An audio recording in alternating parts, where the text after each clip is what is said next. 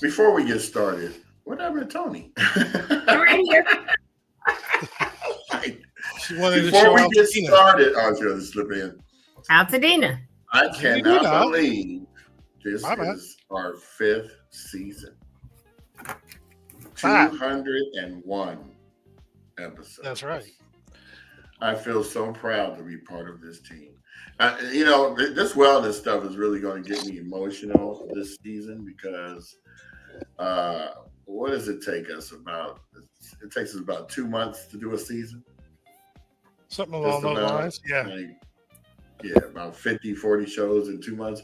So it's beneficial and actually a great opportunity for us to focus on wellness because we're going into the holidays. And as we know, people have lost their homes. Thanksgiving and Christmas is not going to be the same. And we just want to make sure that we are doing what we need to do as a foundation and a community to see that our Altadenians get back to where they were mentally. I know this is going to be beneficial for me, even though I'm part of the co-hosting of it. I'm going to learn a lot. I'm sure everyone else will learn a lot. And this actually will be a season that we're going to focus on bringing on Altadena residents who have lost their homes or who have suffered. So we will still be doing our regular Tony Talk shows on Tuesdays and Thursdays, but we will be focusing on Wellness Wednesdays. On Wednesday, it's time for us to get serious. I mean, these two already been serious. I am now. I'm like, you just be announcing stuff we ain't even talked about. I'm looking at you like, what? When did we? But anyway, go ahead. Go ahead. Then we want to bring residents on to talk. I thought that's what the goal was. That's what I think you wanted to do. But has any residents man, reached out? I got 3 lined up, but okay, good. You gotta have them to fill out the form. I like to do things logistically. So that's good. Are they going to go on the line producer sheet as well? On me like I'm the little brother. No, I just be like, when you announce stuff, I be shocked because I'm like, oh, didn't know. That's all. But go ahead. Jamal, did we not talk about this, or she just was on a phone call? We have on the show talked about having locals come on a regular basis. Yes, I have heard that, but I haven't heard anything since that. And I know he created like a whole Google form for people to sign up, but I didn't know that anyone had actually signed it, and I don't see anything on the line producer sheet. So that's why this is news to me. That's all. And it's all good. Where did he go? If you don't get your butt he just said that was the focus. He just said that. People were lined up. Yeah, that's all. Okay. He said that's the focus. Okay. I didn't know that was what season 5 was focused on. So that's all I'll say. But anyway, go ahead. I mean, outside of Tony Talks, I mean, it's more of a regimented thing so that we'll have more knowledge of what we're going to do as opposed to just I had to go offline to cry real quick. I'm just sad. No, you didn't. We're trying to focus on wellness. We're trying to bring people back to a state of normalcy. And I get flack. Anyway. How do you spell that? I don't know.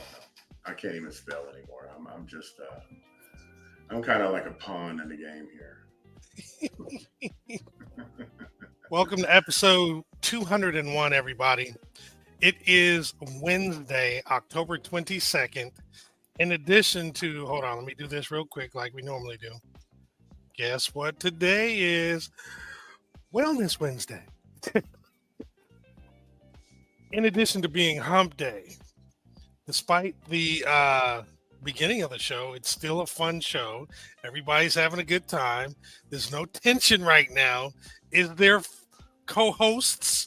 What's going on? There's no tension with me. I just talk to you guys all the time, either before the show or after the show, and say, hey, this is what I'm doing. I don't just announce things that someone doesn't know about, and then it's like, oh, that's news to me. So that's all that was. It's not tension. It's not a big deal. I'm glad that that's the focus, more on the wellness, more on people and bringing them on, because we may talk about it and then nothing else for another month, and then it was just news to me. So again, no tension. Love both of you dearly. But I also understand how Brian's brain works a little bit more now after 10 better months. Than me. And stuff gets right. And stuff gets in there and he's like, boom, boom, boom, boom. And he does things quickly. That's all. So no tension at all. I'm happy about it. I'm glad that that is going to be a focus of this season, because we have talked numerous times about everything we do is for the people, right? So forgive me for cutting in and saying, oh, is that what we're doing? It was just a reaction, but we are all aligned. We are good. I'm happy about it. Thank you, Brian, for making sure that people are aware that there will be a little bit more focus on specific things, especially like you said, this Wellness Wednesday, and bringing people on that have been so severely affected so we can hear from them, because I think it's extremely important that their voice continues to be heard, not just us talking, right? So yeah, there's no tension and we're good. And I'm busy in the background. That's why I'm looking, I'm multitasking. So that's all. Hello, are we just quiet this morning now? Look at this. I'm doing stuff. We all are. I'm getting prepared. Oh my gosh. All right, well, hey, look, before squad. we do the announcements, here's the irony. We had actually talked about having Wednesdays, maybe not every Wednesday, maybe every Wednesday, but at least a couple Wednesdays out the month to be Wellness Wednesdays. And ironically, today, being one of the ones we're going to focus on them, I am looking for flyers and information and this, that, and the other. Man, I came across so many wellness related posts and things that were going on in the area that I just thought it was really, really cool. So for today, I'm going to just briefly, kind of recap some of the stuff that we've talked about collectively. Tony has gone through some stuff personally. She has her book. We've had some guests that have talked about that. Dr. Clark has come on. We've had folks to talk about different ways to deal with stress, and we've had other guests and other things that we've discussed. So we're just going to kind of talk about some of those, and we're going to focus on it. I even have a few questions as we go along that we're going to ask everybody, some poll questions kind of thing, So today, Wellness Wednesday, and I'm reading a little bit because I took some notes and added some stuff. It's a space to breathe and reset. Hopefully this is a place that you feel safe and you can do that anyway, but especially for today. It's a quote that I'm not sure exactly who it's from, but it was kind of interesting. I wanted to read this and I thought it was kind of perfect for these Wednesdays. Like when the fire first happened, this person remembered how loud everything felt with paperwork that needed to be created, sirens and people stressing out over trying to figure out what is next, right? But this particular person learned how to deal with, or that healing doesn't come all at once, right? It comes in small pieces, and it takes time. And the key is you have to take some time to pause, recognize where you are. And if you do need help, or if you're in a stressful situation, recognize it for what it is and do some things to kind of help you deal with it.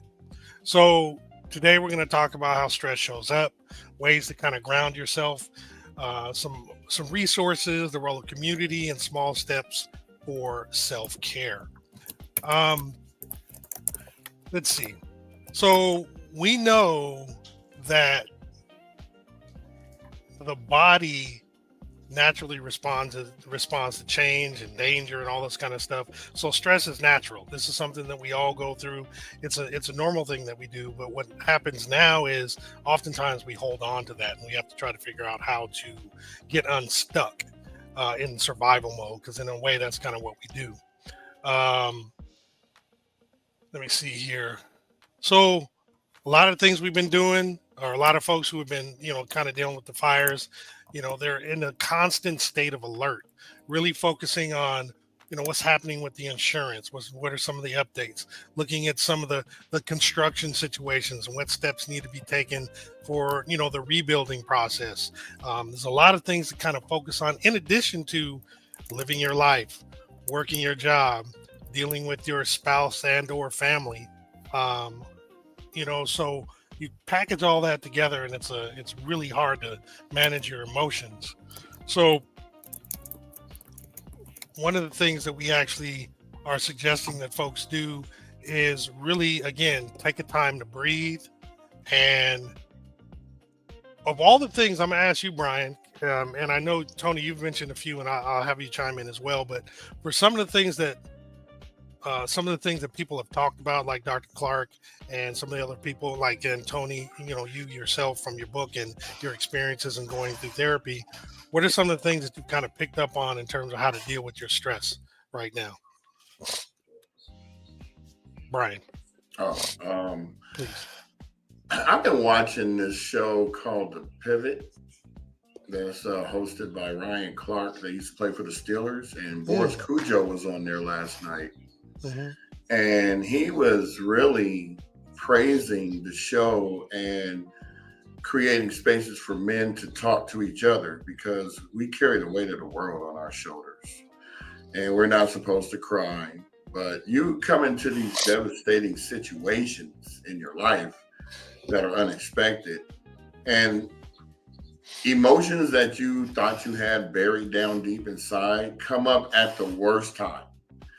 You could be in the middle of a conversation and somebody says something about something that triggers you to go to that moment, and it's overwhelming. So I've been looking at, it's funny, we're trying to do wellness stuff, but I'm looking at other podcasts to find ways to cope with things. I mean, I'm in a new relationship. Had to move in unexpectedly with my fiance now, and adjusting to that and adjusting to being out of my comfort zone, driving 40 miles a day just to get out here to serve the community and stuff. It's a lot. It's overwhelming. But the only thing that's keeping me going is the drive to push forward to get things done so that we can bring information to people. And that started off as my therapy. Now, if we didn't have this podcast, I would have been lost. I'm just going to tell you straight out. And the reason why is because this podcast allowed us to go out and find out what the community is doing and bring it back to tell everyone else what the community is doing, which also allows me to know what the community is doing so that I can go to some of these events that are worthwhile for my wellness. Mm-hmm. That's what I feel.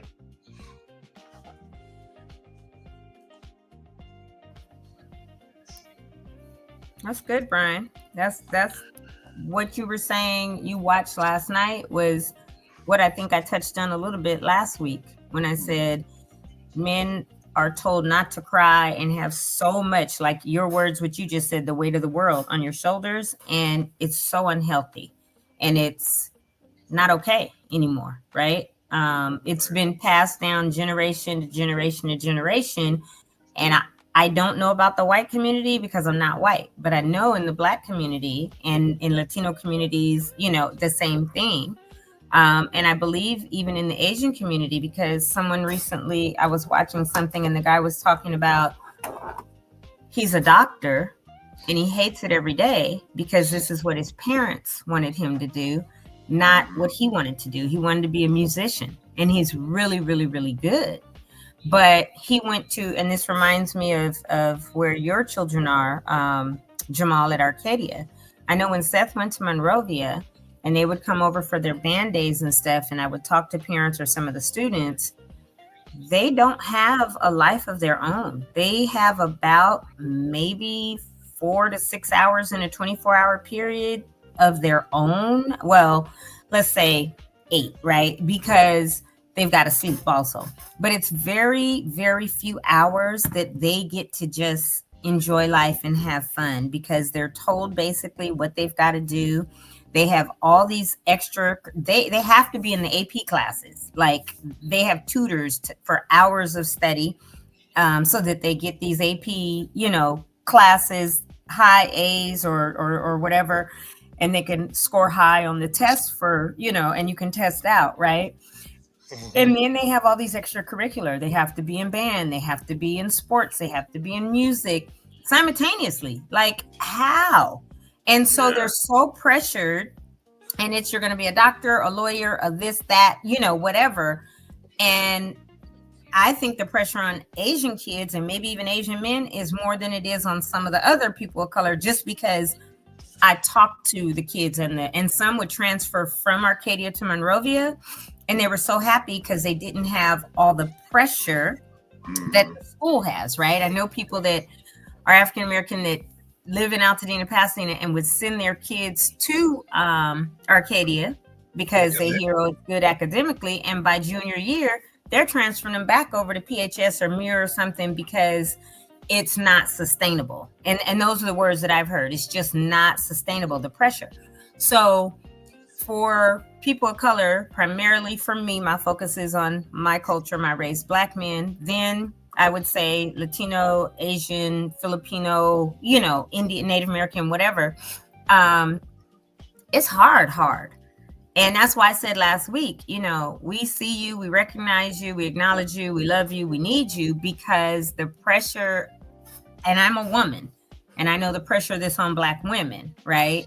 But as having been a single mom after my divorce, on raising my kids and trying to make sure I had the right male influences around the boys and, just whatever, it's tough. But for men, it's tough, right? And so I'm thankful, Brian, that you said when Dr. T was on, I think you were going to do some of her sessions, but you were recognizing more and more that you need to go and have professional counseling versus this started as your therapy, may still be every day, whatever else you're doing. But all of us at some point may need professional help, meaning therapy, to deal with whatever season we're in our lives, right? And so I'm glad that you've recognized it and others are continuing to recognize it. And I'm super thankful for all of the different entities in the Pasadena area that are offering free help, like Healdina or, other things where you could go to therapy sessions, whether it's group or individual, because it's so needed right now for you all. Yeah, speaking of cultural situations, Asians have it the worst because they are expected to do great. Yep. They're expected to go in there, and Hispanics are the same way. They are the family is expected to pitch in. Our culture is kind of weird because there's so much turmoil that happens within the family dynamic that it's hard for parents to focus on their kids. I don't really want to get too personal, but I just watch certain situations and every day wish I wasn't there or wish that I got older overnight so that I could branch out on my own and try to figure it out. And it really affected me when I had my own family. Trying to raise kids and trying not to bring the baggage in that you dealt with into your new relationship. And I have to admit, I failed miserably because I didn't have the. I had the mentality of just don't say anything, just let them say whatever, and hope it goes away. But you know what, Brian? I think there's two important factors right there. Number one is, like you said, it's generational, right? It's been passed down. But if you look at why those things happened versus other cultures have been able to come to the U.S. and bring their culture and stay in their areas, right? Whether they're Indian, meaning Southeast Asian, Native American, Latinos, whether they've crossed the border or were born here, they generally have their community and can thrive in and live with their culture. We were not that way. We were brought over here as slaves. We were beaten, hung, and killed. Our men were raped in the public square by white men, which is why now this whole last ditch effort about erasing our history and saying, oh, we migrated. We did not freaking migrate. So the facts are what they are. And part of that, you don't say anything, is because if you did and it got outside, you might have been lynched or raped in a public square or whatever as a man. So the man had to then become this super strong figure for his family and lay down these really harsh rules about you don't say this, you don't. And not that this is an excuse, But until this country acknowledges it and says, yes, all of this happened, and we want to pay reparations to Jewish people, to Holocaust survivors, all kinds of stuff, but not to African-American descendants of slavery and the horrors that have happened. And we still are dealing with a lot of that stuff, racism, the prison pipeline, which is just another way of slavery, right? Our amendments, right? The 13th, which literally says, with the exception of prison labor, right? There can't be slavery. The 14th, which says we're not even really citizens or humans, right? A fifth or whatever. So unless people truly know facts and history, we can try to negate those things, but those things that happen, not that they're okay, they happened and it was passed down. Now in 2025, and I would say the generation of our children, when we hear stuff like, we are not our ancestors, right? Like, we're going to beat your tail or we'll do whatever. We talked about this last week, I think, with my kids telling me about boundaries. And I'm looking at them like, boundaries? What you talking about? But it's good to have. We couldn't tell our parents, no, you're violating my boundary. We might have got smacked or, whatever, right? Or whooping or some kind of punishment. So the fact that kids now that are in their 30s, 40s, 30s, 20s or whatever, are like, hold up, you crossing a boundary with me. Because I told you guys a few weeks ago, laughingly, that I went to put mail in my son's room. Mind you, he pays me rent every month. So it's kind of his own sanctuary, right? Mm-hmm. And I try to respect it, but I went to put mail in his room and he had this piece of paper sticking in the door that had I crossed that threshold, he would have known. But of course, James Bonding. Right. But of course, I'm like, okay, this is exactly where it was. I did like this with my fingernail, right? I went in, I put the mail down, I put the paper right back in the door where it was, because I'm slick enough to get it and know, right?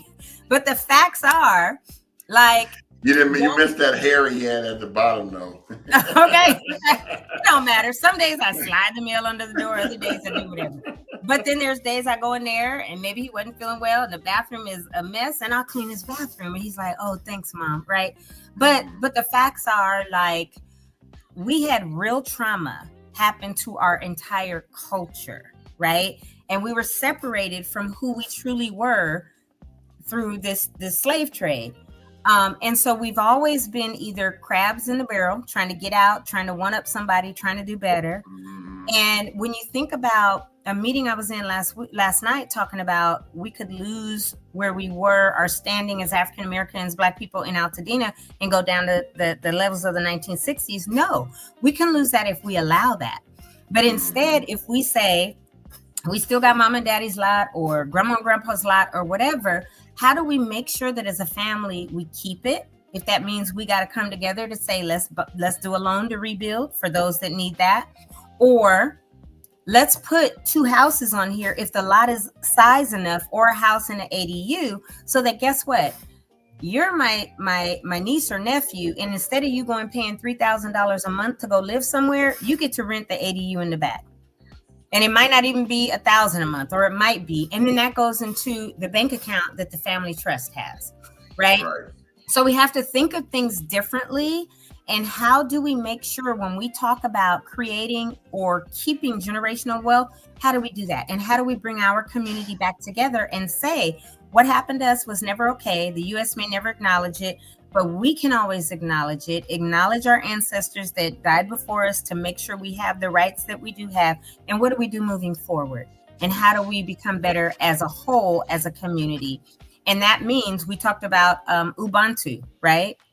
And Ujima, the collectiveness of our community. That's what we've got to get back to, because we've been stripped of everything as a culture. And then now this, and it could lead to even more stripping. So that's one really important thing, acknowledging the history. And the second one was, we got to get therapy. We've been told, oh, just go to church, just pray, believe Jesus.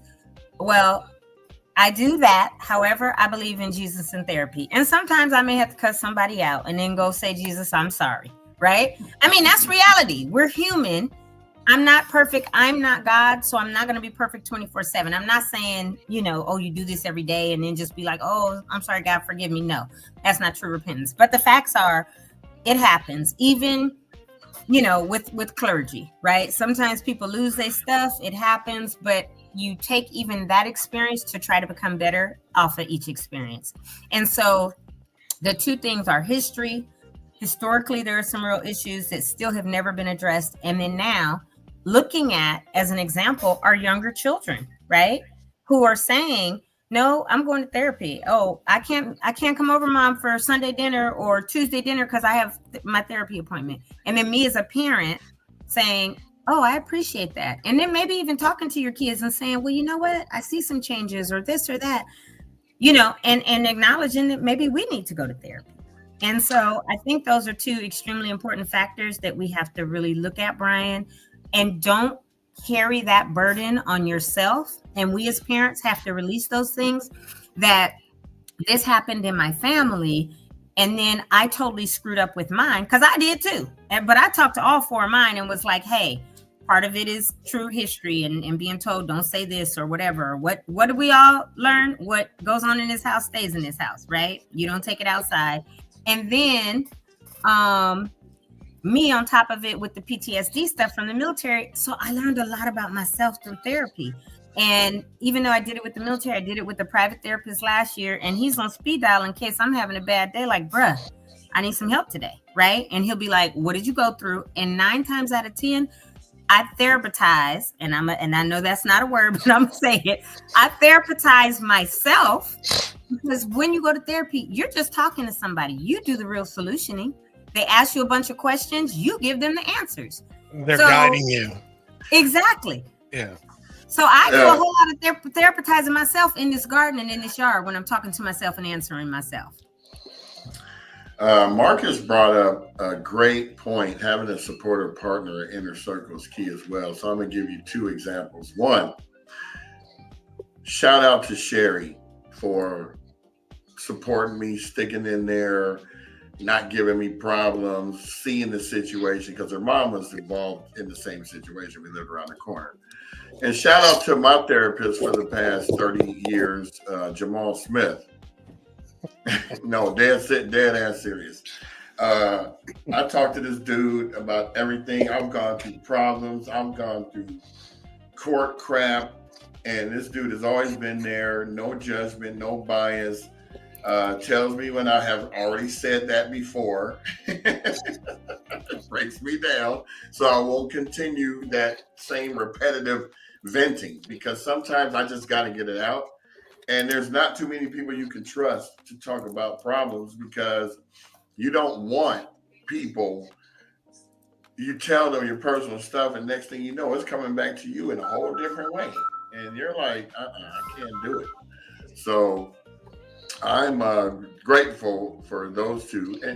And Tony, she's a hard ass, but she is on point most of the time. So shout out to this group for, I'm just glad you guys are both here, because it rounds out the vision that I had for the podcast. And actually it went beyond the expectations, and I'm actually proud to be a part of it. Even though I founded it, I don't feel like it belongs to me. It belongs to us. We make this show happen, and we make it so that without any one of us, the show will be bonk. I'm just going to tell you right now. Bonk. I haven't heard that in a minute. That's my favorite word, bonk. Bonk. We used to say it to everything, right? Yeah, that's bonk. That's bonk, right? That's but it's this type of this banter that we have. And we're like brothers and sisters, right? We opened the show and we had a little bit of but like I said, it's no tension. I love these men like my brothers, because they are, and we move on. And everybody knows by now I'm the big sister that thinks she's in charge of everything, that thinks she's right about everything. And they check me and they let me know. And they're like, that wasn't cool. And I'll be like, all right. But then we move on, because we are family. And you're right, Brian. It takes the 3 of us. Y'all, I couldn't even think about doing Tony Talks on Tuesdays or Thursdays if one of them was not here.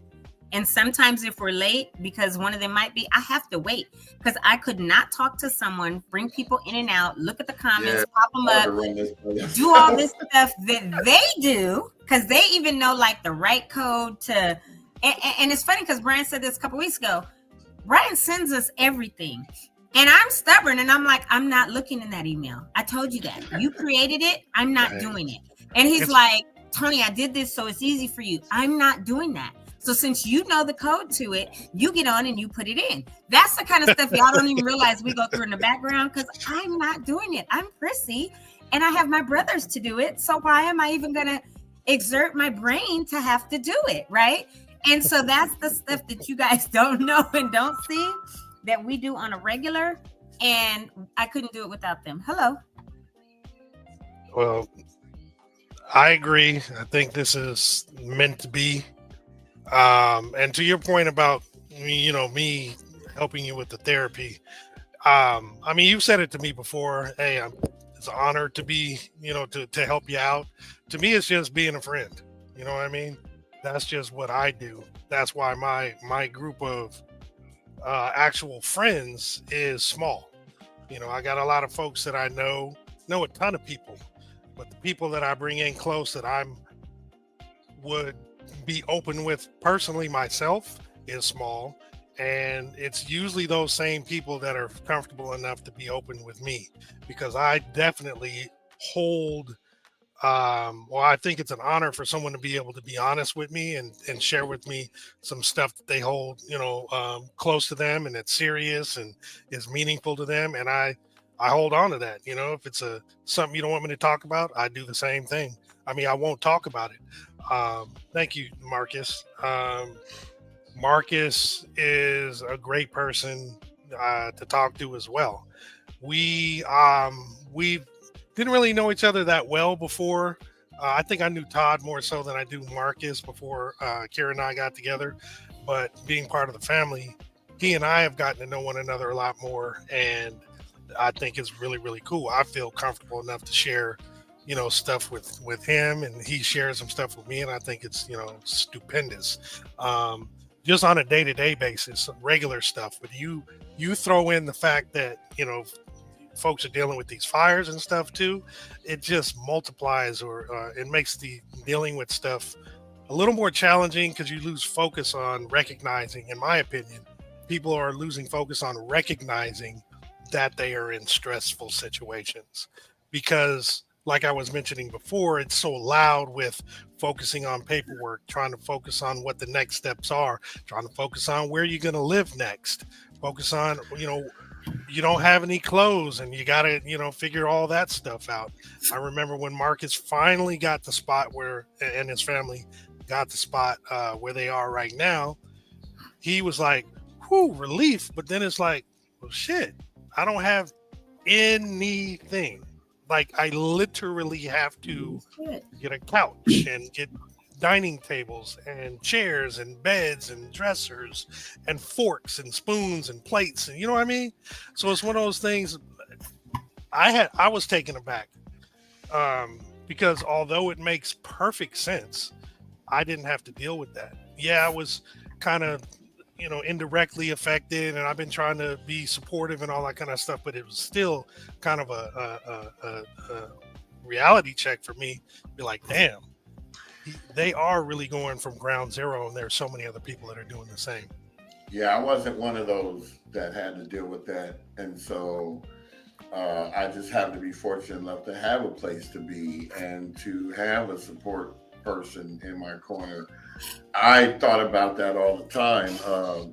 Sherry's mom doesn't have a place to live. She's going between all of her sons' homes because, she's almost going to be 99. And the way she wants to do it, she wants to stay with each one of her sons for a couple of weeks so that she can see them. Because she used to be centralized and they would come up there every day. And when I say every day, they came up there every day because they lived up the street, down the street, around the corner. Sherry came out every weekend to see her mom.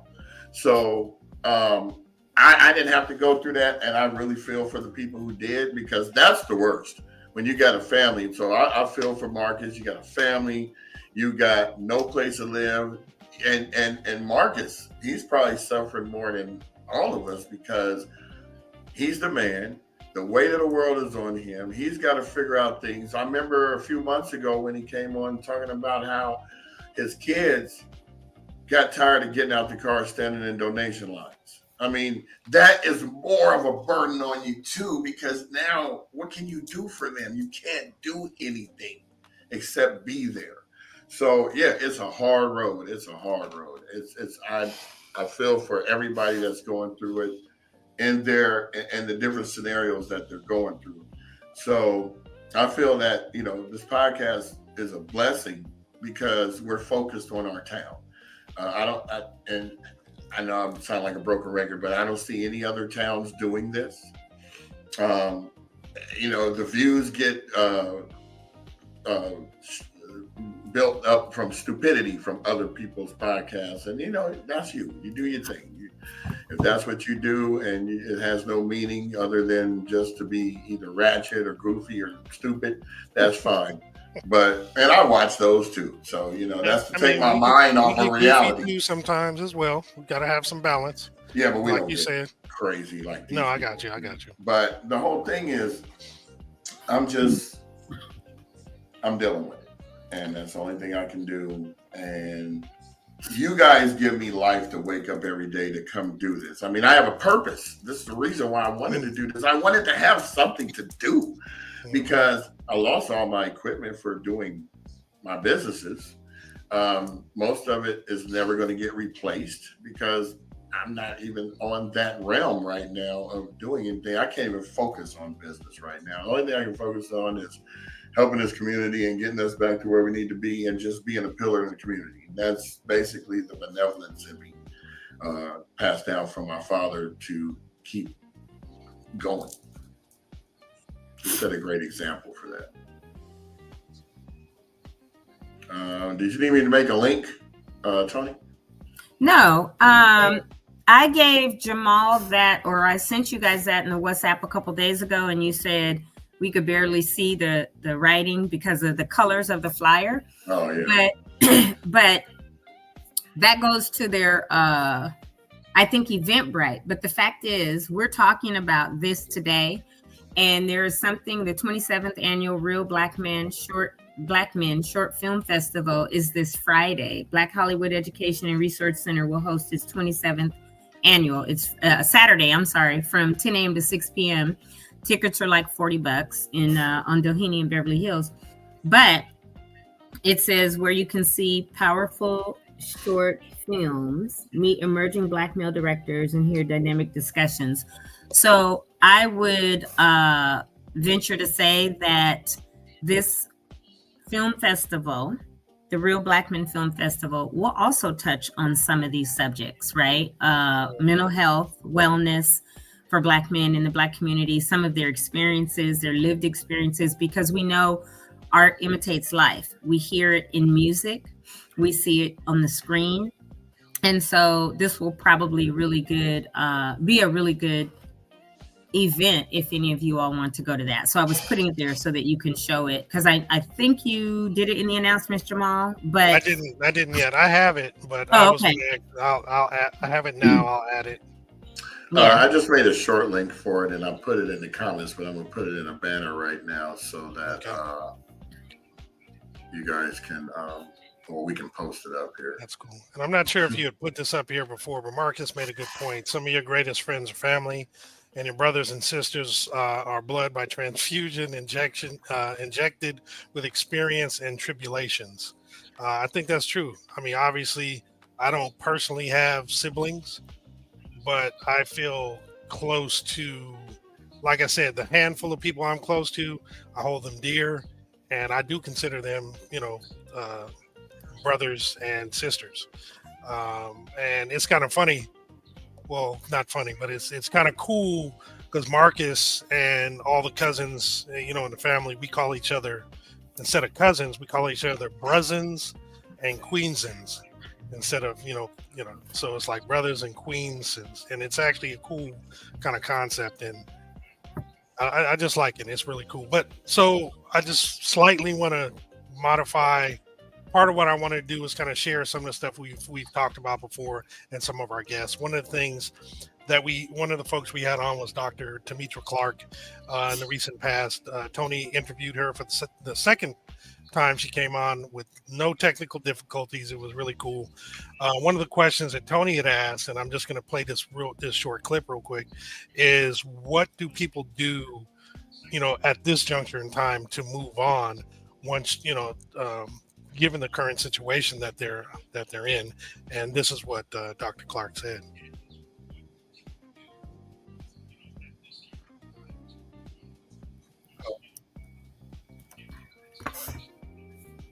She said, "Stay silent." No, I'm messing with you. Can you hear it?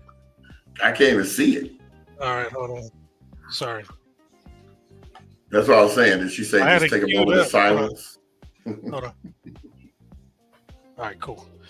Let me just see if it'll actually add to the stage. All right, cool. There, it's added to the stage. Can you hear now? Well, I think it's important that we give ourselves permission.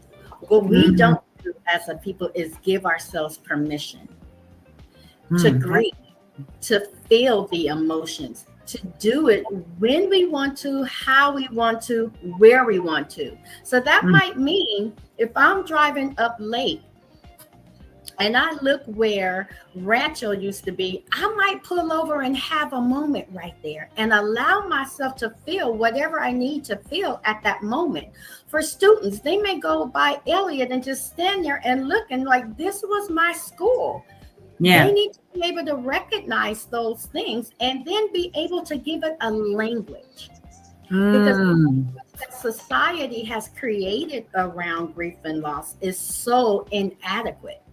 So when we think about it, how many people who have not been impacted by the fire, who have been trying to, show their appreciation and show their empathy, have said, "Oh my goodness, I am so sorry for your loss. Oh my gosh, I have my deepest condolences." But what does that really mean? At a time when I'm feeling some of the greatest hurt that I could ever feel. And so I think it's important that we allow ourselves to have a language that's going to promote our healing, and that we are very adamant and unapologetic about that language. And when having the conversation, if that language is not respected, we don't get to have the conversation.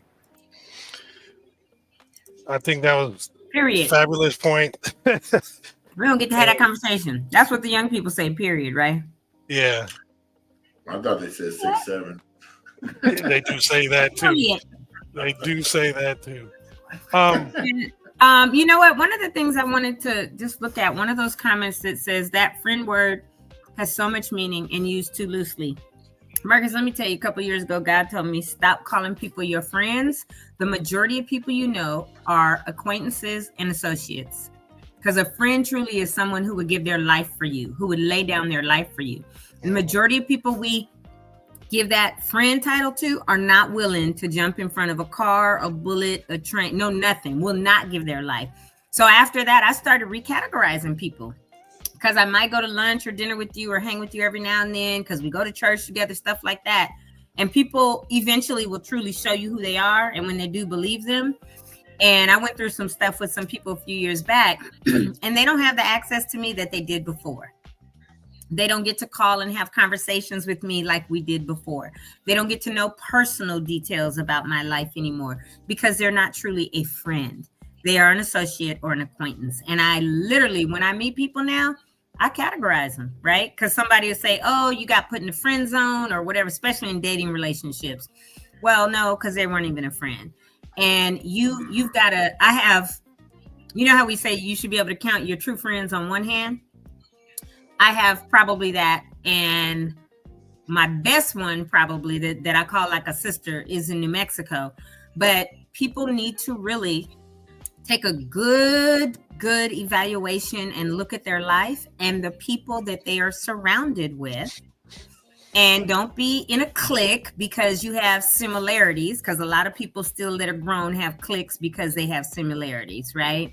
No, look at who would be truly willing to lay their life down for you, or you would be willing to do the same for them. That's a friend, the one that sticks closer than a brother. Other people, baby, you're an associate. I've known you a real long time. I went to high school with you, whatever. And acquaintances are the brand new folks. Mm-hmm. So, and usually now when I introduce someone, I say, oh, hi, this is so-and-so. And I'll say the name. I don't say this is my friend so-and-so or this is my sister so-and-so, because you're not even that. I have one biological sister and I have a couple sister friends, but you're not that.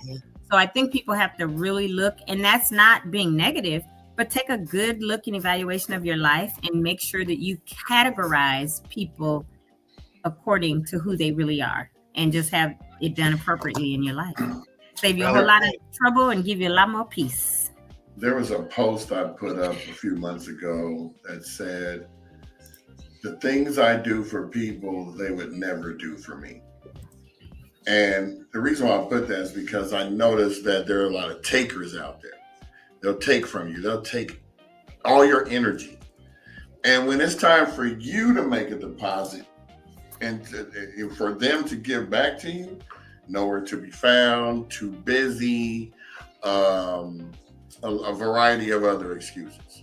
So I just learned to walk in silence and, just kind of divert myself away from those folks because I'm tired of you taking. I need you to put back into this relationship, whether it be friendship, relationship, whatever. I try to give 110% to anything that I do. And if somebody needs help, I'm there for you. I mean, there's countless times that I get up and drove 80 miles to help somebody out. Mm-hmm. I don't think that would happen for me though. But I'll never put it to the test because I don't want to be disappointed. Right. So one thing I want to add to both what you just said and what Tony had indicated, especially about being in cliques and choosing to put people in their respective categories, you have to be in a position to recognize it first and foremost. The fact that, for example, people are actual takers, they're vampires of your energy. Because a lot of people, I think, and not just in determining how people are interacting with them and how they may be affecting them in their relationships, but just in going around in life in general, they're not really observant to what's really happening to them just on a day-to-day basis. So if you can get to the point where you can recognize things that you guys are referencing, which hopefully we do as adults or as people, as we grow up, we get experiences, we become mature, and I use air quotes for that because some people are far more mature when they're younger. They reach maturity before some folks get, I know some folks who are not that mature in their 60s, you know what I mean? So it's all relative, but as soon as you can recognize it, then you can actually apply those changes. And I understand what Marcus's comment is too. He and his wife are trying to get their girls to understand that same concept that you were referencing, Tony, about recognizing who people really are in reference to them, right? It's not just because you have some similarities that you should be hanging around people. But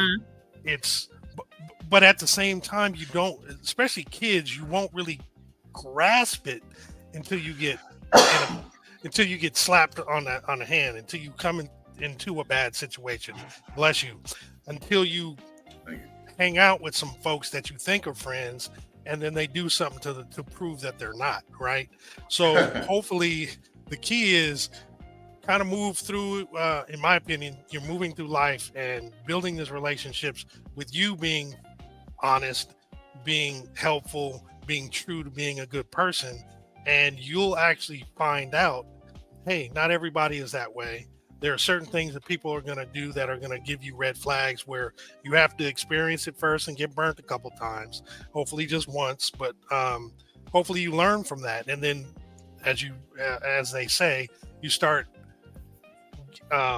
surrounding yourself by more and more people who are like-minded for where you want to go. Because they do say this, birds of a feather flock together, and you are, if you want to figure out I forget what the saying is, but if you look at the 5 closest friends that you're around the most, or the people that you're around the most, that'll kind of give you an indication of why you are where you are, right? So if you're only hanging around people who are, haven't left Altadena or the city that they live in, then maybe you're not going to be a traveler, or maybe you don't have them ideas that go beyond or outside the box. You know what I mean? So, right. Who do y'all ever see me hang around with? I don't.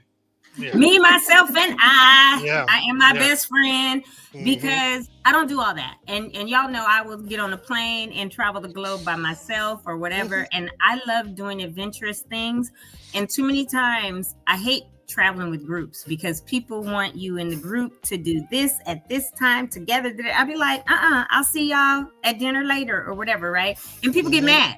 Like, we traveled together and you didn't do nothing with me. Okay, that was your thoughts on it, not mine, because I know how I get down.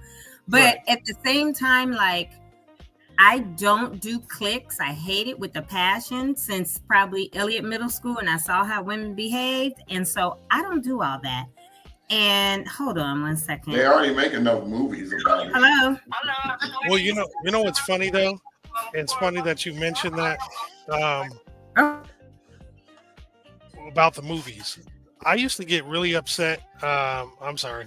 I had put you on mute real quick. I didn't know how long. Yeah, I did too. I was clicking it at the same time. Sorry. But so what I was saying was, like, I am a person that I'm going to feed off of who you are to me, right? I don't do this, I match energy type thing, but I see who you are. And Brian, I hear what you're saying. I used to give too much in relationships, in friendships, all of that. Now I hold back everything, and I see what the give and take is, right?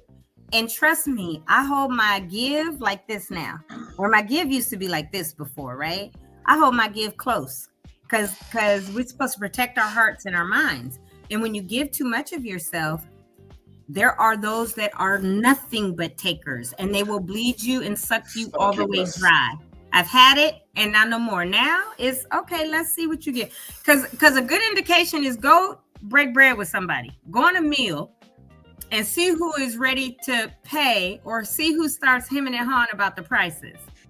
I'm not going to Fleming's, I'm not going to Maestro's, Fleming's, Houston's, all of that, unless I know who I'm going with, number one. Number two, I know what I got. And if I got Crustaceans money, and I do, I'm going. If I got Houston's, Maestro's, whatever money, Fleming's, and I do, I'm going. If I'm a little bit like, maybe not this week, I'm not going to go. But I don't care if you go to a street fair. If somebody, let's go get this, and they ain't got the money, or they start hemming and hawing about prices, you better figure out how you're going to pay for it, because I'm not. I'm going to pay for mine, and I'm going to enjoy it, even if you're sitting there hungry. Because I have been done dirty by people in the past. Right. And you can watch me eat mine. I'm not doing that anymore. But again, this is 60 years of wisdom. And I would say from 15 to now, what's that, 45 years? I've been dumb, stuck on stupid. I've been used. I've been dogged out. I've been betrayed by people that were my friend. Right. And so now they don't have that kind of access. We don't hang like that. Once a year, we may do something around birthday time. Hey, girl, how you doing? You want to go eat? Sure, whatever. But that's it. And so, Marcus, for your girls, show them this later on another day and say, look, this lady is telling you, because we always have to hit our head. We always got to be stuck on stupid. Somebody got to dog us out. And then we go through all this deep hurt. And then we have to go through the healing process to realize, okay, these were the red flags that I saw and I ignored, whether it's a female relationship as a friend, a male-female dating, employee relationship. We will ignore some flags in a heartbeat because we, for whatever reason, have a void and we think we might need validation, or it makes us feel good. Stop that. Think, pray, and take your time in any kind of relationship, friendship, employership, whatever, so you can avoid some of those pitfalls and dangers and hurt, because they're out there waiting. That's so true.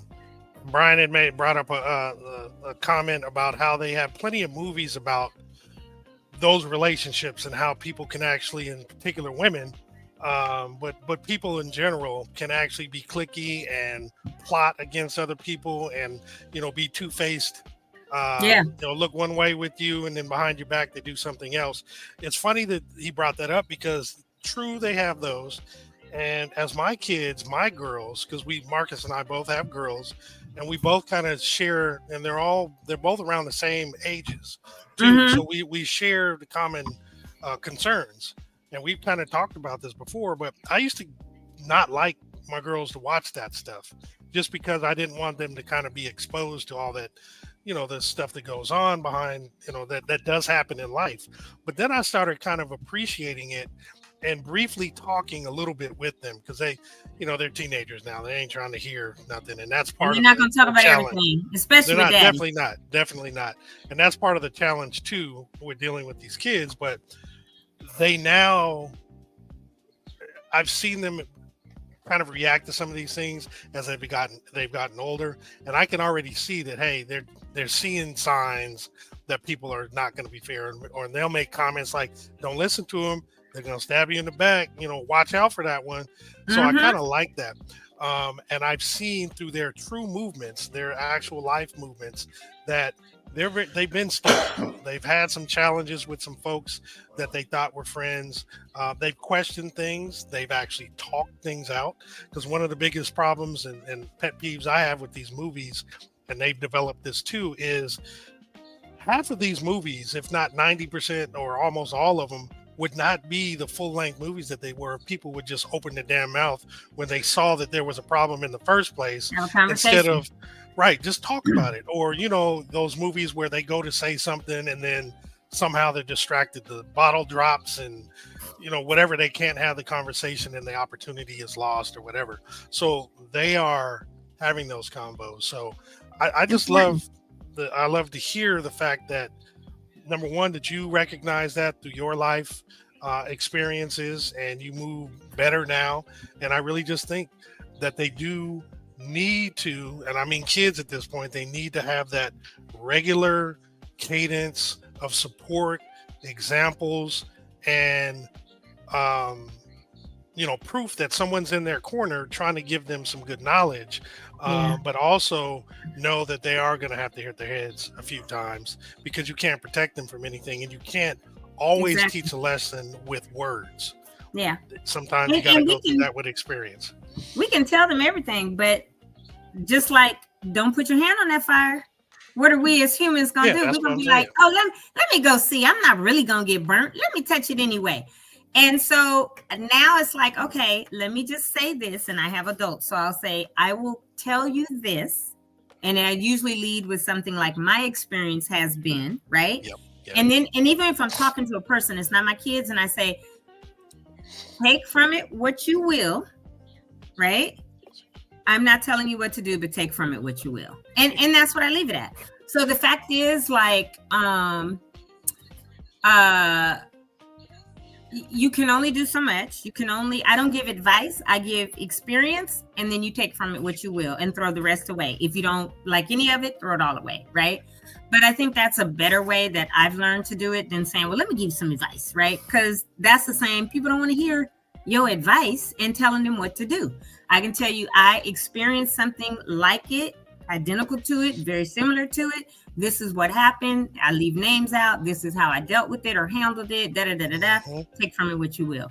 So that's important. And having the conversations. I think another real detriment to society, and I don't watch any of the stupidity, but are these reality TV shows that aren't really reality because they're scripted. But so many on I think really Bravo. There's tons. I couldn't even tell you all the names. I know I've seen episodes. Bravo is a reality TV station. Network. Okay. That's all they do. The whole what is there? Love Before Men. I don't know what they're called. Anyway, there's all these 90, ones. Love Island, all kind of crap. Yeah. But I thought that there was one that I would be able to watch, and I was like, oh, this is going to be really good because it's professionals. It's all these black doctors and their wives or something, or it's just as bad. Are you talking about the one in Atlanta? Yeah, some are female doctors with their husbands who are also doctors or not, and some are male doctors. And after a couple of episodes in, because I was like, oh, these are gynecologists and dentists and professional black people. This would be fabulous. They were as ratchet. Different day. I mean, and I don't do ratchet. So I'm a little bit bougie. I mean, it is what it is. I don't do Yeah. It's true. So I'm a little bit bougie. I am. I was raised raised rock and roll. I wasn't raised ratchet. There's a standard that we had to uphold, about how we carry ourselves and stuff. And we've given that to our children. But the fact is, like, how dare you as a Black woman tear down another Black woman? How dare you as a Black man tear down somebody for some money, a little bit of fame? I don't care if you're on for 10 years. That's a little bit. And that's 15 minutes of fame when you look at your entire life. And how can you, look who done came in. And how do you then later say to your children, because this stuff lives on for eternity on the internet and in places, right? So I think and I don't have young children, thank God, and my kids don't watch all that because they watch some stuff and be like, oh, that's stupid. But they're adults, right? But I think for young people, if parents, when they're teens and stuff like that, can keep them from watching that reality scripted TV, which tears people down, that's huge. But they make so much money off of it, and people feed off the drama. I just watched something on YouTube yesterday. This chick they were in Connecticut. They're going back and forth. She was a photographer. The girl got pictures done, didn't like it. They're going back and forth on lives. And this one girl, 32 or 34, was like, oh, well, I'm on my way to Sanford. Got in her car on live, went to where these other two chicks were. They're fighting in the street. And the one that's fighting her has the upper hand and pulls out her pistol and shoots her twice. She goes to the hospital, makes a live video. You left me in the street for dead, but I ain't dead. A couple hours later, though, she died. Because the one that hit her abdomen and traveled, and the other one hit her elbow, in their 30s. And the one that left and got in her car to go there, her daughter was watching her like, Mama, please don't go. Please don't go. She was like, I'll be right back. And she didn't come home. And so she left 3 children. The other girl's now in prison, left 4 children. And it's like, how dumb are we to do this kind of stuff? Either reality TV tearing one another down, or going on live, social media, tearing each other down, and think that that's okay. And so go ahead, Marcus. I know you jumped in because you got some comments, bro. I want to hear them. I got something to say. No, you know what? See, you guys don't know me. We do. We know you came in for a reason, bro. No, I was actually one thing I wanted to come on and just congratulate y'all on getting past 200 episodes. It's a full. It's a. And you done seen every one. Yeah. It's commented on almost everyone. Yeah, total testament of you guys' commitment and just love for the city, for the town. And I know. Like quick, fast, in a hurry. I automatically started burning up. Like, she gonna be on me. Like, I don't want no smoke. She carries hairspray and a lighter.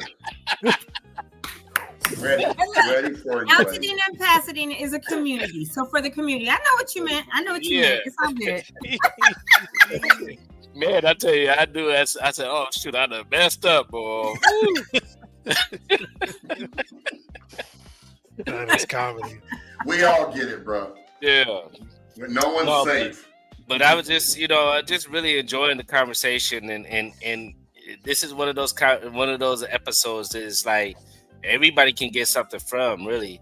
I mean, because we've all been burned by people we thought were friends, and even the kids, like you're saying, I'll have my daughters watch it for sure, because I want them to hear, like, hearing something from mom and dad. Sometimes that's one thing. Yeah, sometimes it will carry the weight that it should, but a lot of times it's hearing it from somebody else that you don't even know, and they're saying the exact same thing. Exact same word. Yep. And then they be like, God. And they'll say it like, so and so said this today, and I remember that happening, and be like, yeah, that's exactly what I was saying, but exactly okay, like they just found the sliced bread. As long as you got it. Yeah. Look, as long as you got it. Situation, number one. Number two, we get it. It's just fun.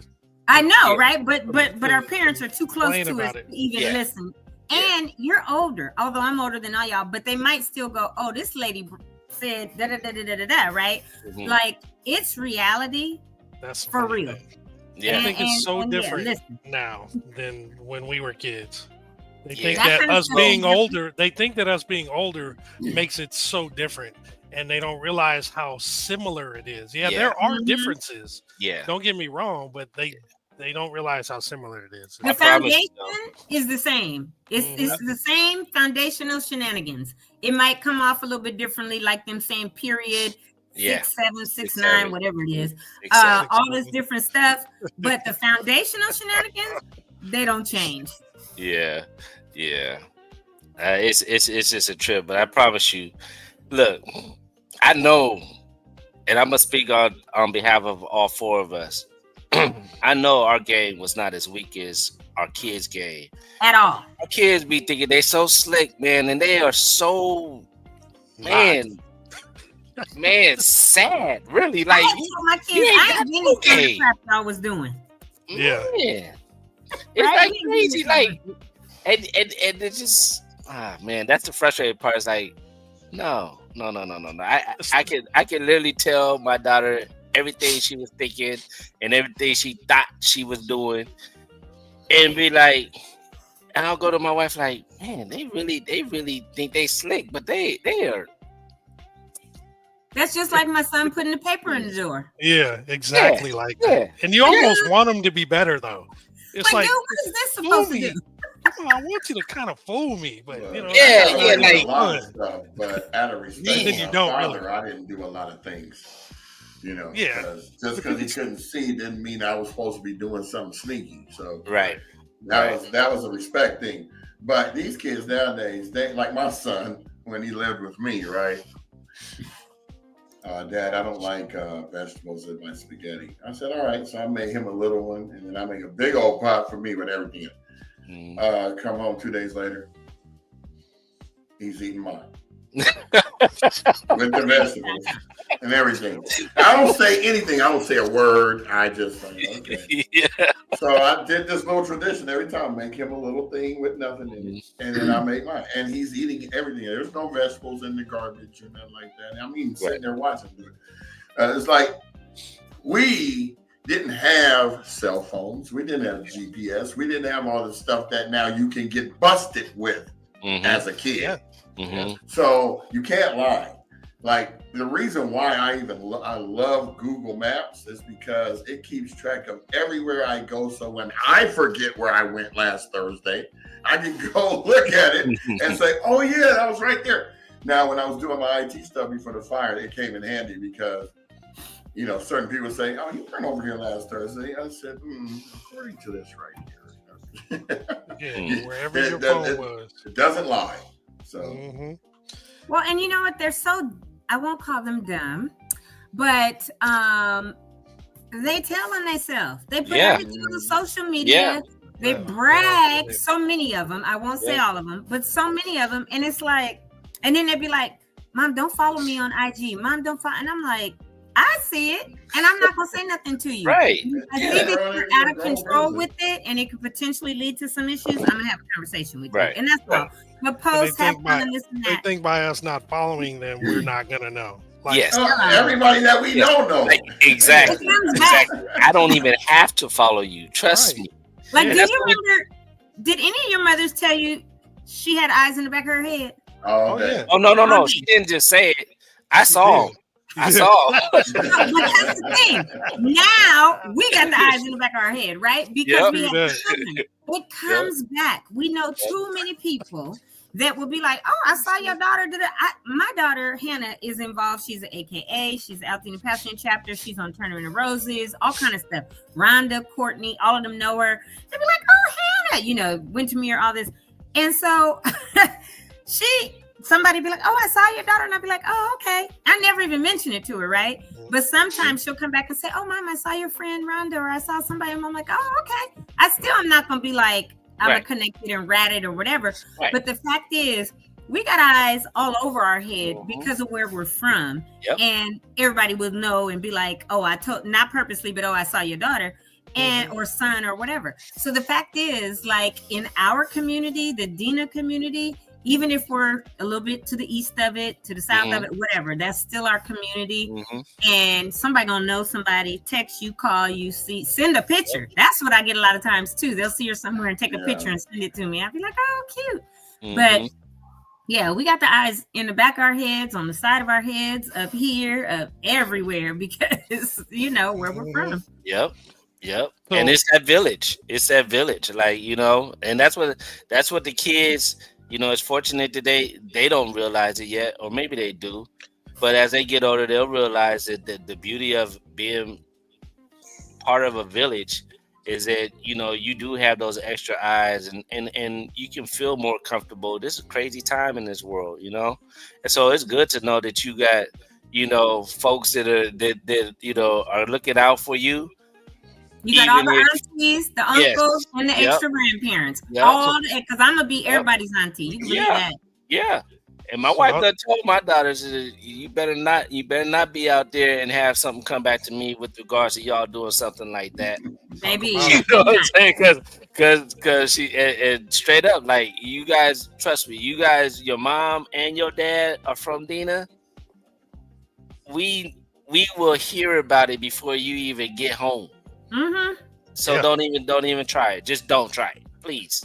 Don't try. And just know when you get home, oh, he belong to me. Oh yeah. And Marcus, I think your kids, my kids, definitely recognize that community or that village, you know, concept, especially with like what we did, you know, what we do every year, like at La Quinta. Just think of how many folks have grown up with that, the game nights, all the other stuff that, you know, that happened. I think that's, you know, Dave and Buster's, all that stuff is amazing.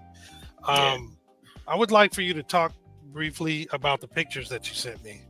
If you wouldn't mind. I'm actually going to bring them up real quick. Okay. Maybe. Hold on. Please stand by. Oh, and Marcus says, my wife and I are trying to get our girls to understand that I did that on purpose, Marcus. You did with that dead air, huh? No dead air. Right. Trying to keep it. Oh, the meaningful pumpkin. Yeah. So I saw this on Facebook. I did too. That's so ironic. Like 3 or 4 weeks ago, and shot it to my wife and like, look at this. Let's do this. And she's like, let's get a pumpkin. And so we started it sometime this month. I think it was initially it should be like maybe. Well, is that our name on there? Yeah, absolutely. Altadena Talk. Absolutely. There's so much like so you know, each person at whatever time that they want to, they go and they just write on it what they're thankful for. It could be a person, a place, or event, or my youngest daughter. She put 2014 Annie. That was her movie. She felt like she was Annie, and she sang every song. And I love when she sang. Daddy Warbucks. Just use Daddy Warbucks. yeah, I'm a Jamie. But so this is just something that it's not only it has so much symbolism, right? Especially for this year, that, you know, we tend to forget or not think about all the things we're thankful for throughout the year, regardless of the journey that we're on or the challenge that we've been through or going through. There's still always something every day to be thankful for. So we started it sometime this month, and we're like halfway down the pumpkin. It's a big pumpkin. But it's been very cool because it's also like a conversation piece, right? Like, because you try to go and look over everything to try to make sure you don't duplicate, right? So in doing so, you're canvassing what everybody's putting down as to what they're thankful for, and you kind of certain things you'll have a conversation about, like, oh, I see that you put such and such on here, or I see that you or who is Alt Heritage, because Alt Heritage is on there. And I reminded them, I said, oh, that was the organization that used the cadaver dogs to look for Papa Tom's cremains, you know. And so it was those things that this pumpkin has been so therapeutic as well. And I would encourage anybody who's just looking for something to help them kind of build up to the holidays to go get you a small pumpkin or whatever size pumpkin, and just use this as the canvas to kind of release and kind of express things that you're thankful for. Even as aside from what we've all been through, there's still a lot to be thankful for with regards to health, life, love, support, donations, Altadena Talks podcast. It could be a teacher. My oldest daughter put her teacher on there that she has a good bond with, family members and everything. So it's just something that I found very, very helpful. And in one of my therapy sessions, I shared that that's what I was doing, and she was like, "Wow, that's excellent! Like you're just using, instead of paper, you're putting it on a canvas, which happens to be a pumpkin."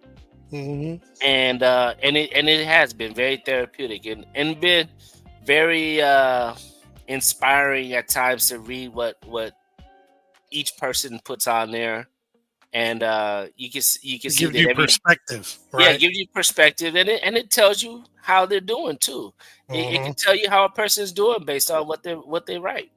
So I can see this go ahead. I'm sorry. No, go ahead. I was just gonna say I can see this being very useful, especially around Thanksgiving, right? You know how a lot of times people around the table talk about what they're thankful for. Yes. Some people are very shy. Yeah. And they're embarrassed to talk. This is a way for them to say this or write this without in a safe place, so to speak. Right. And so my family, the four of us, we kind of agreed to invite whoever comes over to add to it, add something that they're thankful for. And so not only is it something that we are using to show what we're thankful for, but we invite whoever comes over to just add to it something that they're thankful for. Yeah, you see there's in and out on there. My youngest daughter, she's thankful for In and Out, boy. Hey man, I've been thankful for In and Out since I was little. Trust me, I feel her. Yeah.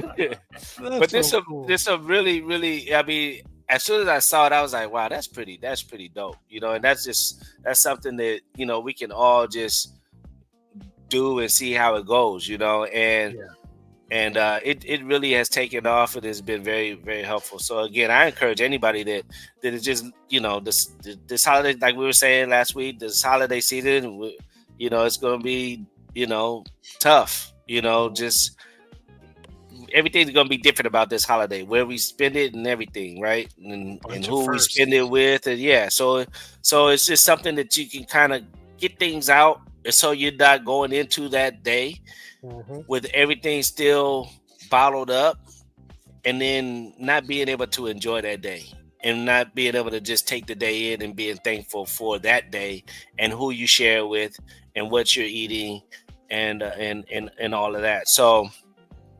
I shared that with Jamal, and I forgot Jamal was over this weekend, and I forgot to my wife and we forgot to make the announcement to, hey, by the way, please feel free to add something that you're thankful for on our pumpkin. But next time, Jamal, come on over and add to it, please. You don't write on there. I appreciate that. Yeah. No, I think that's a really cool concept, and I really wanted you to share. It's a clever way to release, to share, to give thanks. That I don't think a lot of people have thought about. So that's really cool. I appreciate you sharing that. That's really cool, man. I like it. I may do it over here now. Well, my question is, what are you gonna do? How long are you gonna hold on to that? So we're gonna hold on to it till Thanksgiving, at least. I mean, it all depends on how the pumpkin holds up, right? We started early, and so we'll see how long the pumpkin holds up. I do check on it to make sure we not getting any softness and stuff where Right. But it would be great to have it as a centerpiece for Thanksgiving, and this kind of at that point, kind of celebrate everything that we're thankful for, and maybe just share a couple things each of us that we put on it and why. Yeah, that makes sense. And then when you're done, make sure you get all the pumpkin seeds I know, out Tony. I thought about you already. and I know roast you guys- them. Yeah. Roast in the oven and eat them. Pumpkin seeds are very good and very, very good for you. Yeah. And then And still, she's all the always eating them pumpkin- on the show. and the pumpkin, yeah. Look, where are they? Seven So- took them. Organic Serena still Young. and then all that extra 7 went home. Y'all, 7, the night his mama was coming to get him, I went out in the garage. I had the garage door up. He'll go out with me, come back in. I turn around, literally went and put something out the dryer. 7's gone. I'm like, 7. I'm running all down. Brian, Cienega, the street you turn off to my, and Sunflower. Cienega and Sunflower. He was down in Sunflower. I was like, and I was in a He was gown, exploring the neighborhood. down in house shoot. Cienega's a busy street. He could have been hit, kidnapped, whatever. Dog nap. I was like, 7 in my gown and house shoes, y'all, going down the street, running after 7. Did you have a robe with no buttons? I'm like, get your. I didn't even have a robe on. I was in a gown because I lounge around when I'm cooking or whatever. So you look like a fairy going down the street with it flowing behind you. The only thing I didn't have on was like my bonnet, right, or whatever, because it wasn't late enough to put my hair up. I was like, 7, get over here. That's funny. So he gets close to me and then he stops and he's looking like, do I know you? I said, boy, if you don't bring your butt here right now, because I was trying to keep him from going to the street. So picked him up and carried him back. And I had to tell his mother, girl, 7 might have been a goner. You'd have been ready to kill me. But so now 7 is at home with his mama, y'all. So we got a comment from Serena Young saying, similar to Marcus's idea, our family had a gratitude journal that we kept in our dining room that everyone in the family could write in on a daily basis to record things that made them happy. And then she continues with, our guests could also write in the journal. We lost it in the fire. Serena, it's time to start that journal again. Yeah, got to And restart. then she got the intent, was able to look back through the journal at the end of each year and remind, oh, that's good stuff. Right. And we Yeah. picked out the journal as a family. Oh, I love that. Yeah. Well, Yeah, that is kind of cool. That's one good thing about the Hey, paper. Bruce, Keep that forever. Hi, Bruce. Dr. Strubble. It's like trouble with an S on it. Trouble. Trouble. Yeah, that's good stuff. Yeah. Good stuff. You got me on Smacky over there. You got me on my Now seat. you're gonna make it, and Marcus, I think today I'm eating an In-N-Out. Yeah. Might have to do that for sure. Yeah. Well, If you want to do it, I'll go to the one by your house. yeah, I think I'm gonna do that. I'm gonna. Are I'm we gonna do all a few doing slides. In-N-Out? Marcus, where There's you two at? Yeah. by his house now. There's one in Monrovia and New one one in in Monrovia. Arcadia. Oh, I want to see that one. Is That it one's on? big. You know, There's it's two right by by. me. It's Is it where. What was it before? Is it What, what is it? steakhouse? What Was was it it? Black Angus? It was Black Angus. Yeah. Yeah, Or Black Chili's? Angus. Yeah. Yeah. Black No, Angus. it was Black No, Angus. it was not. Black Chili's is Angus still was there. down in the parking lot. That was this on the corner. They put it No, up it's a not little on bit the more. corner. It's in the middle. Oh, That's where okay. Black Angus was. Okay. It's between Dave's Hot Chicken It and sits more forward than Black Narrow Angus Bread. did, but I think Exactly. it was Black Yeah. Angus. Yeah, It's the Black same Angus was property. further down in the parking lot. Yeah. No, it's the same property. They just had their parking lot right off the street, and it was set back a little bit. It's the Yeah. same area though. Yeah. Lot. Yeah, same lot. So what I'm gonna do, I'm gonna just go over a couple slides. I'm not gonna do everything. I know we're an hour and 20 minutes in, but it is Wellness Wednesday. Yeah, I but did we mention it's a there were great several conversation. wellness things, and then a couple things for Wednesday too. So I'm gonna just do that real quick, and then we can go get our in and out. handle your beeswax. I'm starving. Why is your mic still on? Why is it blue? What is going on with my screen? Jamal, every time you Okay. say that, I don't know why. I don't see it. ever see it blue. Yeah, I don't Nope. get it. We see the Yep. announcements rolling by. On my end, let me stop sharing this. I don't know. This is crazy because on my end it's blue. Anyway, all right. So we're gonna start with this. The Department of Mental Health, Los Angeles County Department of Mental Health has the Eden Fire Support classes available. The topic is dealing with disaster, how to cope and thrive. This is going to take place now through November 29th, except on Veterans Day and Thanksgiving Day. It's going to take place at Loma Alta Park, which is 3330 North Lincoln Avenue in Altadena. And it'll take place on Tuesdays from 5 to 6:30, and then Thursdays and Saturdays from 12 noon to 1:30 p.m. If you want additional information, please contact Dr. Michelle Majors at 626-430-2930. And then we have the Eden Health Village providing free medical and mental health services on Mondays and Wednesdays from 12 p.m. to 5. They are accepting walk-ins, and you can also schedule an appointment. Location is 1280 East Washington Boulevard in Pasadena. If you have some questions, you can call 951-595-7032. You can also schedule your appointment through that number. And some of the services are medical consultations, medication refills, mental health services, and case management. And monthly, they have vision and dental services. And then, of course, this isn't mental health. However, in a way, it could be therapy. The Juicy Little Finds thrift store provides the We Out Here market every Wednesday from 12 p.m. to 3 p.m. It's at the world famous Fair Oaks Burger, 2560 North Fair Oaks Avenue in Altadena. Remember, you do have to prove that you're an Altadena resident, and so bring your ID. Some of the things you can actually get are free farmers market, vegan hot meals, groceries, hygiene products, thrift store pop-up, legal advice, love and prayers, and much, much more. If you would like additional information, you can actually reach out to juicylittle.org to that website. A couple more, and then we'll wrap it up today. First, this next one is Home of King and Queens event schedule. They do have something today. It's going from 12 noon, which is now, until 2 p.m.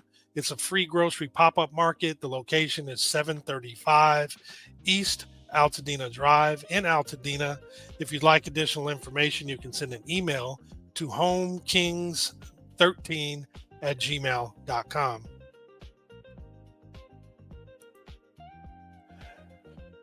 And then also today, Centering Sounds has the end of their free concert series, which will actually be, again, today.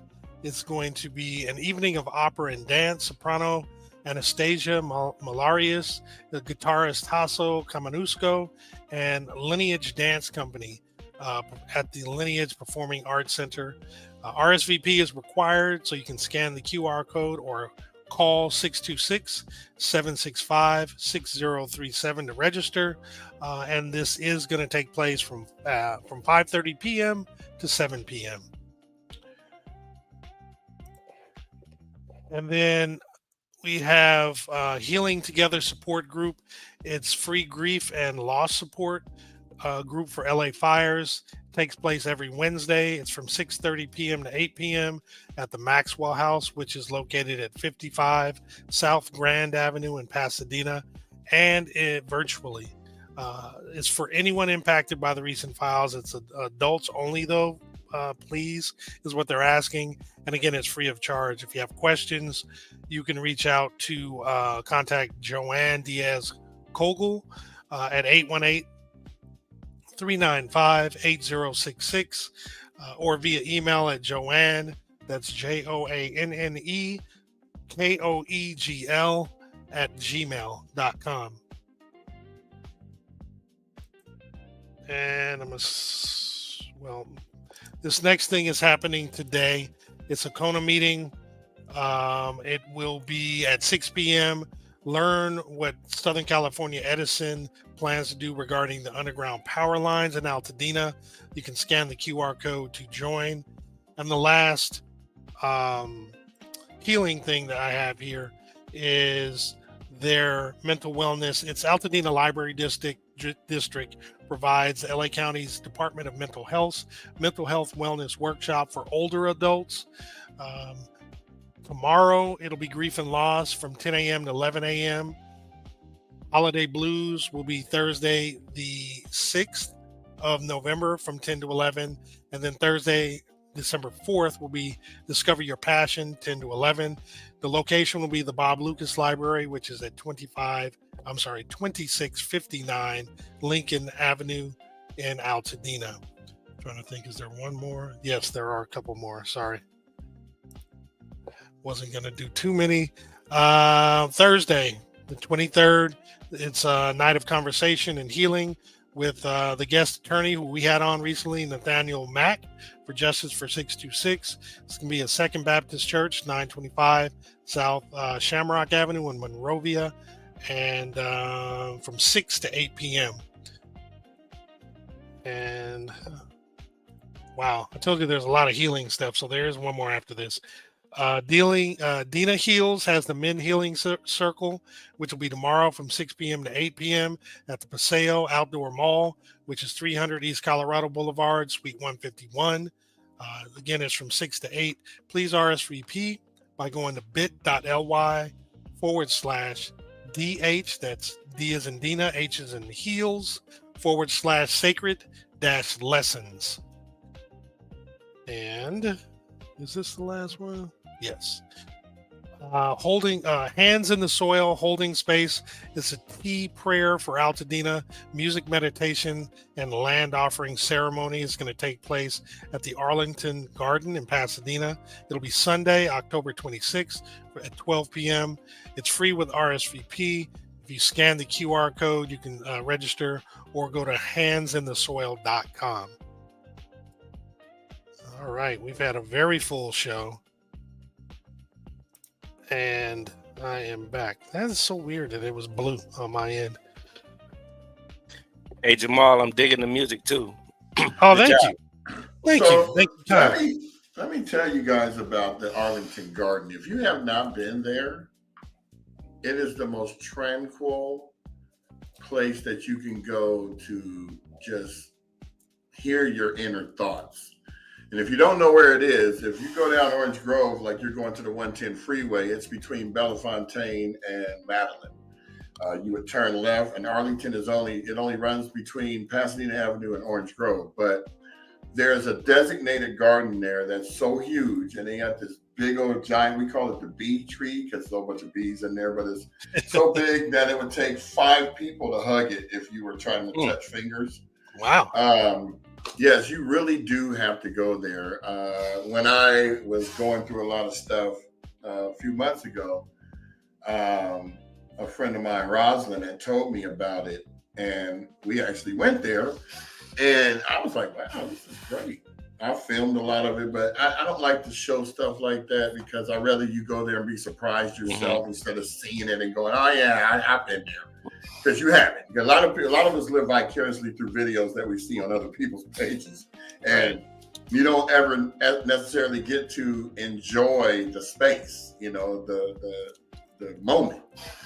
And it's very, very. And they got area that you can take your lunch there. They got little seating areas in certain areas. They got a bench area. You can actually have like 10, 20 people go there. In fact, them holding it there is perfect because it's a tranquil place, and you're not meant to talk loud because it's a non-disturbance type of situation. It's a beautiful spot. It's like, oh my God, you really got to check it out. It's crazy. I passed by it multiple times and had no idea it was there. Right. Yeah. And it's hidden, and it's like if you even drove up the street, you'll see it, but you won't really pay attention because it's like trails and all kinds of stuff. They got signs there to tell you what this area, who dedicated this area and stuff. That's like crazy, that. Man. Yeah, it's huge. Almost like the Maxwell House because it's right in that same vicinity. Yeah. Mm-hmm. Yeah. I think whoever the Orange Groves, that was what's left of the Orange Groves.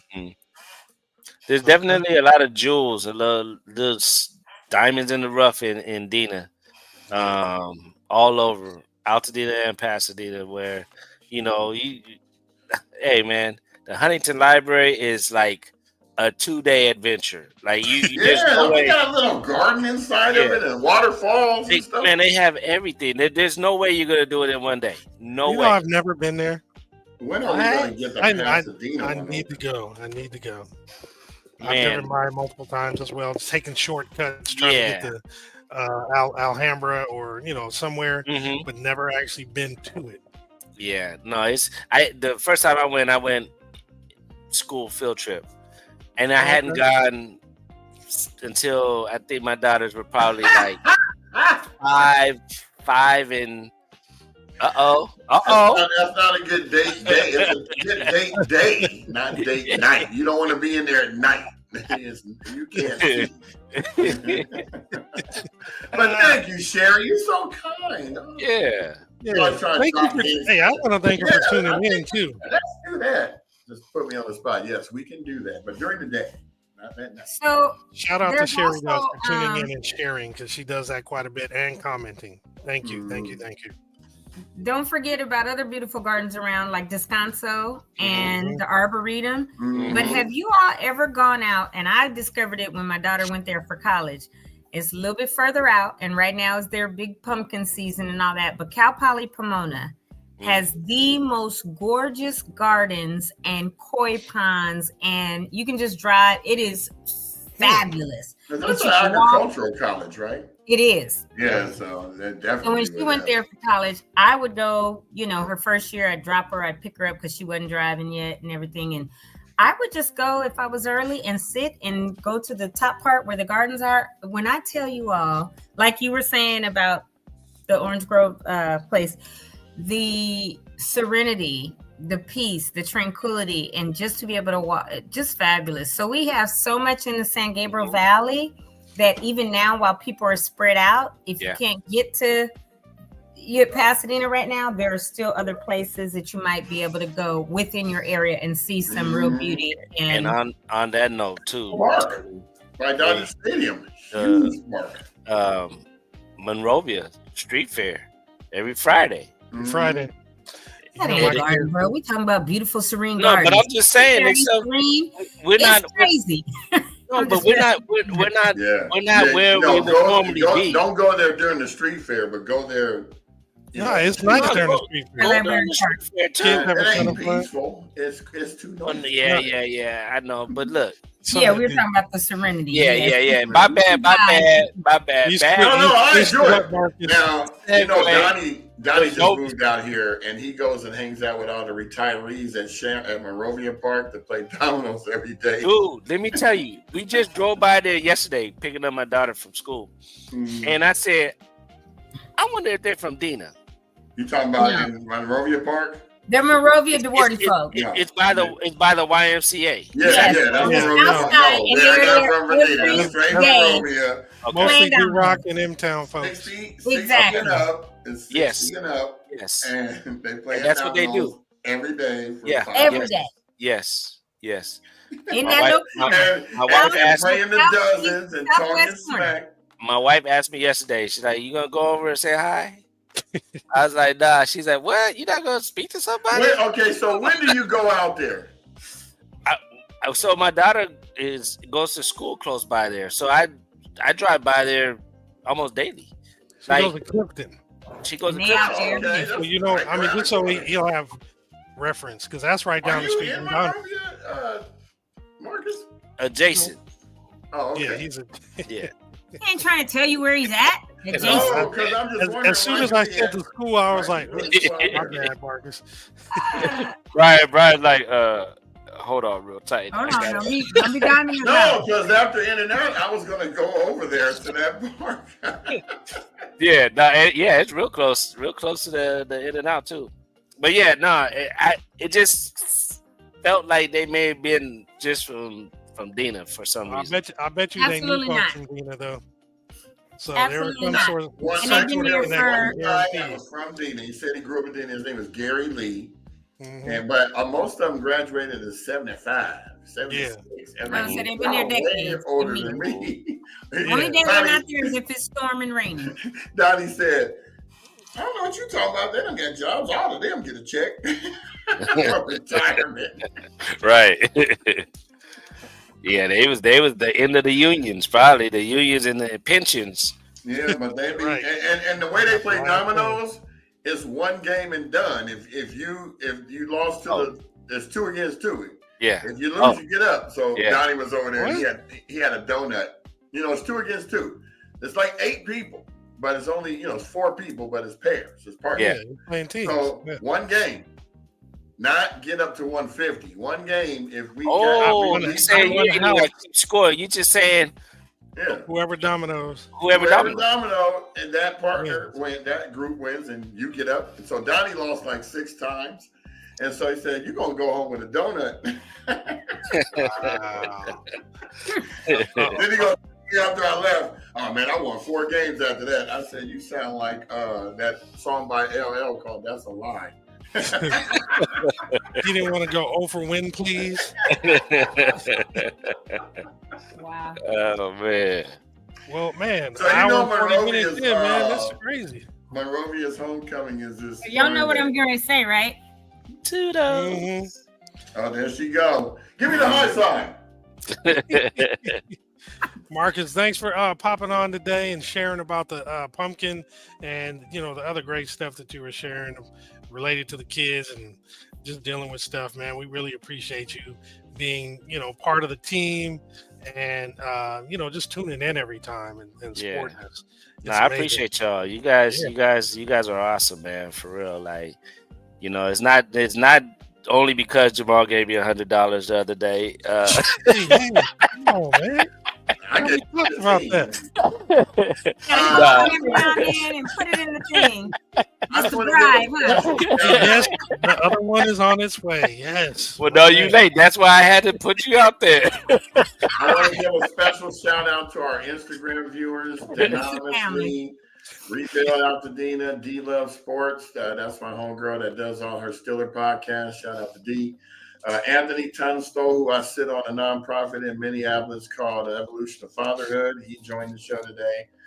Barbara Ocam, Older Than Sharks. That's David Apodaca, because he is older than sharks.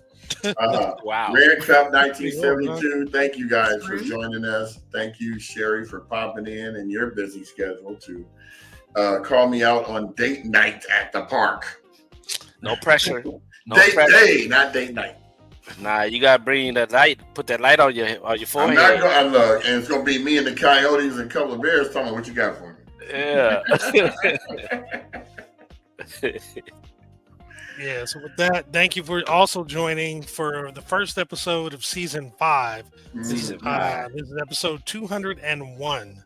Yeah. And we're going to keep it pushing. Tomorrow, Tony has a special guest. Catherine Peoples. Yes, Catherine Peoples. That's going to be a good episode. So please tune on in. We're going to start right on top of the hour on the 10 o'clock hour because it is Tony's day. Schedule, baby. Tuesdays and Thursdays. Unlike today, when we start at 10:30. We don't want no problems on them days. We don't want to hear it. No smoke. Hey, today y'all had me kind of itching and scratching like, hey, man, what's... That was my fault because I woke up at 9, got in the shower, was out the door by 9:30, and got here at 10:10.